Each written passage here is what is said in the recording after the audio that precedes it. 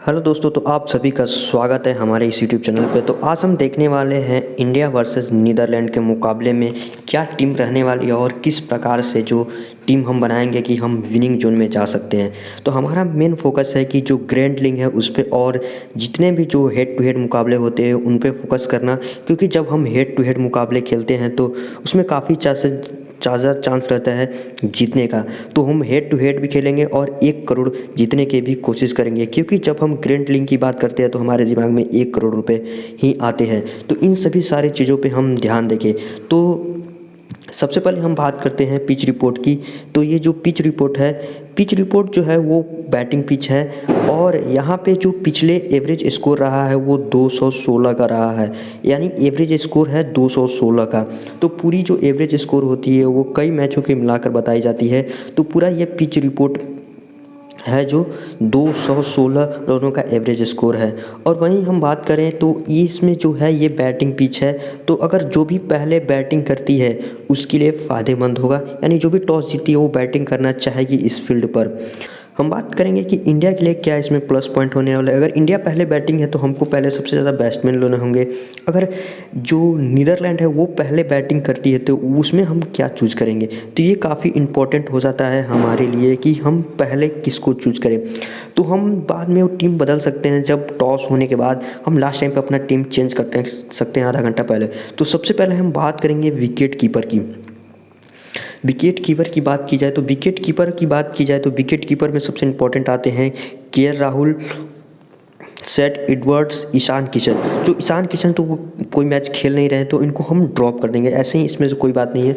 अब बात आती है केएल राहुल और एस एडवर्ड्स की। तो इनमें से हम क्या करेंगे, सबसे पहले केएल राहुल पे हम ध्यान देंगे। केएल राहुल जो है वो एक इंडियन बैट्समैन है, तो इनका जो बैटिंग ऑर्डर आता है वो मिडिल ऑर्डर में आता है।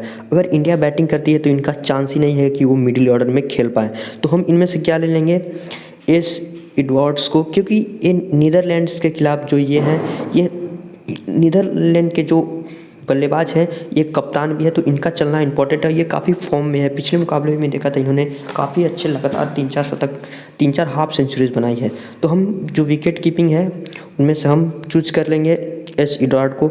और फिर हम आ जाएंगे सीधे बॉलिंग की ओर। अभी हम बैट्समैन नहीं चूज कर रहे हैं, ना ही ऑलराउंडर चूज कर रहे हैं, क्योंकि यहाँ पे बॉलिंग भी इम्पॉर्टेंट है, क्योंकि बॉलर हमारे जो इंडिया टीम के हैं वो काफ़ी अच्छे बॉलर हैं। तो हम ज़्यादा से ज़्यादा कोशिश करें कि जो बॉलिंग है वो इंडिया की हो और हम ज़्यादा से ज़्यादा विन कर पाएँ। तो बॉलिंग की तरफ आए तो हम बॉलिंग में सबसे पहले मोहम्मद शमी हमारा जो पहली प्रायोरिटी होंगे वो मोहम्मद शमी होंगे। तो मोहम्मद शमी को हम चूज़ करेंगे। अब जसप्रीत बुमराह और कुलदीप यादव, मोहम्मद सिराज। तो हमारे पास इंडिया टीम में जो 4 बॉलर हैं तो काफ़ी इंपॉर्टेंट हो जाता है किन किन को लें, जसप्रीत बुमराह, मोहम्मद सिराज, कुलदीप यादव। तो मैं बताता हूँ कि ये जो विकेट है वो पेस विकेट है, जो यहाँ पे फास्टर को अच्छा खासे मदद मिलेगी। और मोहम्मद शमी को तो लेना ज़रूरी है क्योंकि इनका अच्छा फॉर्म है और इन्होंने काफ़ी अच्छे विकेट निकाले हैं। तो मोहम्मद शमी जो है मिडिल ऑर्डर में आते हैं। जसप्रीत बुमराह और मोहम्मद सिराज में हमें किसी एक को लेना होगा, क्योंकि जब हम दोनों को ले लेंगे तो हमारे पास और भी बैट्समैन लेने के लिए हमें होना चाहिए। तो हम क्या करेंगे, सबसे पहले फिर मेन इंपॉर्टेंट आती है जसप्रीत बुमराह और मोहम्मद सिराज। तो हम देख सकते हैं पिछले फॉर्म के आधार पे हम बता सकते हैं कि मोहम्मद सिराज और जसप्रीत बुमराह में से कौन बेहतर है। तो आपने देखा होगा कि मोहम्मद सिराज को पिछले 2-3 मुकाबलों में भी विकेट नहीं मिली, बुमराह को भी विकेट नहीं मिली। तो हम इनमें से किसको चूज़ करेंगे, जसप्रीत बुमराह अभी फिलहाल में नंबर 1 जो है वो बॉलर बने, तो इन्होंने काफ़ी अच्छे परफॉर्मेंस दिए हैं। तो इनमें से हम चूज़ कर लेंगे मोहम्मद शमी और मोहम्मद सिराज। इन दोनों बॉलर्स को हम ले लेंगे। उसके बाद नंबर आती है हमारे पास ऑलराउंडर की।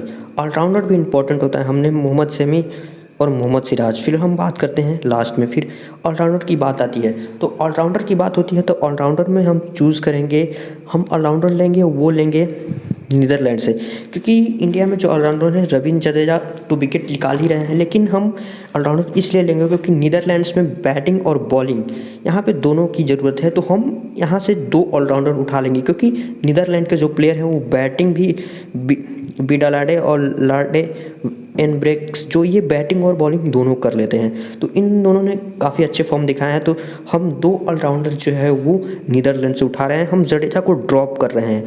जडेजा को ड्रॉप करने का मेन मकसद है क्योंकि जडेजा का जो बैटिंग है वो लास्ट में आएगा। अगर इंडिया पहले बैटिंग करती हो तो जडेजा को बैटिंग करने को नहीं मिलेगा। अगर पहले बॉलिंग करती है इंडिया तो शायद इनको 1-2 ओवर मिल जाए। तो वैसे तो विकेट निकालने में कुलदीप यादव, मोहम्मद सिराज और बुमराह है ही हैं, तो उन सब विकेट ले जाएंगे। शायद रवि जडेजा को इस मैच में परफॉर्म करने को मौका न मिले, इसलिए हम बीडे लाडे को ले लेंगे और लाव एंड ब्रेक को ले लेंगे, यानी ये 2 ऑलराउंडर को हम ले लेते हैं। अब हमारे पास आते हैं कितने प्लेयर हो गए, हमारे पास 5 प्लेयर हो चुके हैं, जिनमें से 2 ऑलराउंडर, 1 विकेट कीपर और 2 बॉलर हो चुके हैं, जिनमें से 3 हैं नीदरलैंड के और 2 हैं इंडिया के। अब हमारे बैटिंग काफ़ी इंपॉर्टेंट चीज़ है और यहीं से हमारी जो टीम होगी मेन रीव रखी जाएगी। तो हम बैटिंग में बात करते हैं, तो सबसे पहले हम बात देखेंगे कि जो फिलहाल को हमारे ओपनिंग जोड़ी, तो उसमें रोहित शर्मा और गिल, ये दोनों मेन इंपॉर्टेंट अभी ओपनिंग जोड़ी है जो काफ़ी अच्छा परफॉर्म कर रहे हैं। तो गिल की बात करें तो गिल को भी ले सकते हैं, गिल को हमने ले लिया। हम ओपनर को तो लेंगे क्योंकि दोनों ओपनर काफ़ी अच्छे फॉर्म में है और विराट कोहली, यानी हम 3 इंडिया के बैट्समैन, अगर 3 इंडिया पहले बैटिंग करती है तो 3 ये बैट्समैन होना ही चाहिए इंडिया में, क्योंकि इन तीनों के पे पूरी फॉर्म टिकी हुई है। तो हम क्या करेंगे, रोहित शर्मा, विराट कोहली, शुभमन गिल, ये तीनों को हम ले लेते हैं। उसके बाद हम एक जो बैट्समैन है वो चाहे तो हम ले सकते हैं नीदरलैंड से, एक बैट्समैन है हम वो नीदरलैंड से ले सकते हैं। फिर हमारे पास अभी 3 स्पॉट बचेंगे जो हम बाद में चूज़ कर लेंगे कि हमारे पास अभी तो फिलहाल हमारे पास 8 स्पॉट भर चुके हैं, जिनमें से 5 खिलाड़ी। तो हम देखेंगे नीदरलैंड में जो बेस्ट बैट्समैन कौन है। तो फिलहाल जो नीदरलैंड में बेस्ट बैट्समैन हैं वो हैं मैक्स ऑडिस, जो अच्छे काफ़ी खेल रहे हैं, एक्रमन हो गए, सैनबेंट इलेंगबेट्स भी जो अच्छे खेल रहे हैं। तो इन सभी बैट्समैन को हम लेने की कोशिश करेंगे। तो बैट्समैन जो अभी फ़िलहाल फॉर्म में चल रहे हैं उन नीदरलैंड्स के लिए वो है इलेंगबेट्स, जो कि काफ़ी अच्छे फॉर्म में है, तो इनको हम चूज़ कर लेंगे। ये हो गए। फिर हमारे पास अभी 2 स्पॉट खाली बचा है। तो बैटिंग ऑर्डर हो गया हमारा, विकेट कीपिंग में एक हो गया एस यूडर, जो कि केएल राहुल की भी कोई सवाल जगह पे नहीं बनती है। उसके बाद अब हम देखेंगे कि अब हमारे पास फ़िलहाल अभी 2 स्पॉट और है। तो अभी हम देखेंगे हमारे पास बॉलिंग में हमने 2 बॉलर ही सिर्फ लिए हैं, तो शायद 2 बॉलर हमें लेने की और ज़रूरत पड़े। तो हम एक हमारे पास स्पिनर बहुत होना ज़रूरी है, क्योंकि हम स्पिनर के साथ अभी नहीं जा रहे हैं। तो हम क्या ले सकते हैं, कुलदीप यादव को ले सकते हैं, क्योंकि कुलदीप यादव अच्छा स्पिन कर रहे हैं। तो कुलदीप यादव के को हम चूज़ कर लेंगे और एक बॉलर हमें और चाहिए जो अच्छा, मतलब नीदरलैंड से भी एक बॉलर होना चाहिए। तो हम पी वेन मिमकन्स को भी ले लेंगे, क्योंकि अच्छा बॉलिंग करते आ रहे हैं। अगर आप 2-3 टीम बनाना चाहे तो आप जसप्रीत बुमराह को आप अलग कर देना, फिर वहाँ 2-2 कॉम्बिनेशन बना लेना, तो ये ईजी हो जाएगा। तो इनमें से हम सबसे पहले क्या करेंगे, हमने ले लिया पीवेंस को, कुलदीप यादव को। तो ये हमारा जो 11 मेंबर्स का वो टीम जो है वो रेडी हो चुका है। तो हमारे पास ये जिनमें से 6 हैं इंडियाज़ के और 5 हो गए नीदरलैंड्स के, तो काफ़ी एक अच्छी टीम होगी। अभी हम नेक्स्ट प्रीव्यू में देखेंगे कि क्या क्या हमारे पास। अब मेन बात ये आती है कैप्टन और वाइस कैप्टन बनाने की।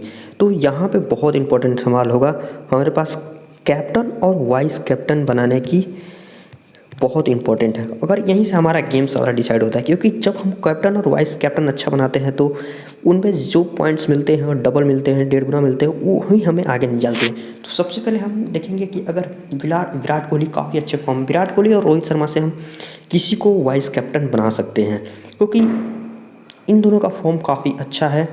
और हमें जो कैप्टन बनाना होगा वो बॉलर को बनाना होगा।